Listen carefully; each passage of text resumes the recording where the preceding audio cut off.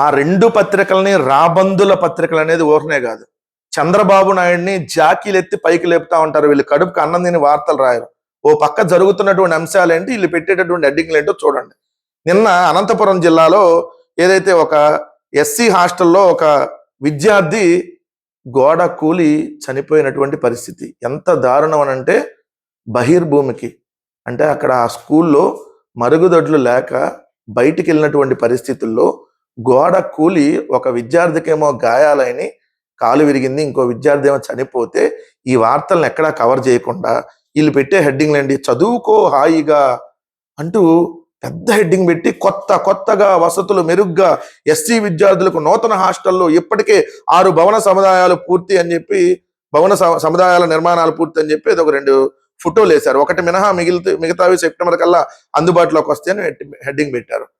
మరి ఇంత మెరుగ్గా మీరు బిల్డింగ్లు కడితే ఇక్కడ వార్త మరి ఈ అబ్బాయి ఎందుకు చనిపోయాడో సమాధానం చెప్పాలి. ఇది కూడా ఎంత దారుణం అంటే, జగన్మోహన్ రెడ్డి గారు ఉన్నప్పుడు ఏదైతే ఆయన దిగిపోయే ముందు ఇక్కడ ఈ అనంతపురం జిల్లా సెట్టూరులోని ఎస్సీ హాస్టల్లో 2 ఏళ్ల క్రితమే మరుగుదొడ్ల నిర్మాణం చేపట్టారు. ఎట్టకేలకు ఇటీవల పనులు పూర్తయినా ప్రారంభించలేదు. ఇప్పుడు వచ్చి ఆ బాత్రూమ్ నారా లోకేష్ వచ్చి ఏమన్నా ఓపెన్ చేయాలి, అందుకని ఇంకా ప్రారంభించలేదా? సిగ్గు కొద్దిగా ఉందా మీకు? అరే మరుగుదొడ్లు ఓపెన్ చేయడానికి కూడా ఎవడన్నా వచ్చి ఓపెన్ చేయాలి. చంద్రబాబు నాయుడు వచ్చి ఇక మరుగుదొడ్ల దగ్గర ఎట్టా ఉంది మరుగుదొడ్డి అని చెప్పి చెక్ చేసి ఆ మరుగుదొడ్డిని ఓపెన్ చేయాలా? అంటే బాత్రూమ్లో ఓపెనింగ్ కూడా ఎవడన్నా రావాలా? వివిఐపి బాత్రూములకు 2 ఏళ్ళు పట్టిందంట. ఏది బాత్రూములు కట్టడానికి? ఎంత గొప్ప ప్రభుత్వం చూడండి, ఎంత మంచి ప్రభుత్వం చూడండి. 2 ఏళ్ల నుంచి బాత్రూములు కడతానే ఉన్నారు హాస్టల్లో.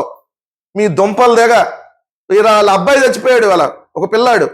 ఇక్కడ చూడండి, సెట్టూరులో 2 ఏళ్ల క్రితం మరుగుదొడ్ల నిర్మాణం చేపట్టారు. ఎట్టకేలకి ఇటీవల పనులు పూర్తయినా ప్రారంభించలేదు. దీంతో విద్యార్థులు 2 ఏళ్లుగా బహిర్భూమి కోసం బయటకు వెళ్తున్నారు.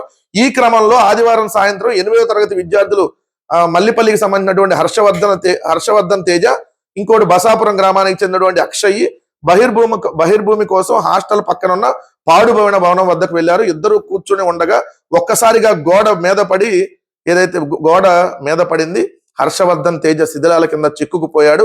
అక్షయ్ కాలు విరిగి కేకలు వేశాడు. హాస్టల్ విద్యార్థులు పరిగెత్తుకెళ్లి ఇద్దరిని బయటికి లాగి ప్రభుత్వ ఆసుపత్రికి చేరిస్తే హర్షవర్ధన్ తేజ్ 13 సంవత్సరాల అబ్బాయి ఎస్సీ కుర్రాడు ఆసుపత్రిలోనే చికిత్స పొందుతూ మరణించాడు. ఎంత దారుణం అంటే, ఈ హాస్టల్లో ప్రమాద సమయంలో హాస్టల్ సిబ్బంది కూడా ఒక్కరు కూడా లేరంట అక్కడ. మరి ఆదివారంగా మంచి దావత్ చేసుకోవడానికి పోయారేమో, ఒక్కరు కూడా లేరంట సిబ్బంది. చూడండి, వార్డెన్ ధనంజయ, వాచ్మెన్లు ముత్యాలు తిప్పేస్వామి ఎవ్వరు ఒక్కరు కూడా ఈ సమయంలో కనిపించలేదు. ప్రమాదానికి గురైన విద్యార్థుల్ని తోటి పిల్లలే బయటికి తీసి ఆసుపత్రికి మోసుకెళ్లారు.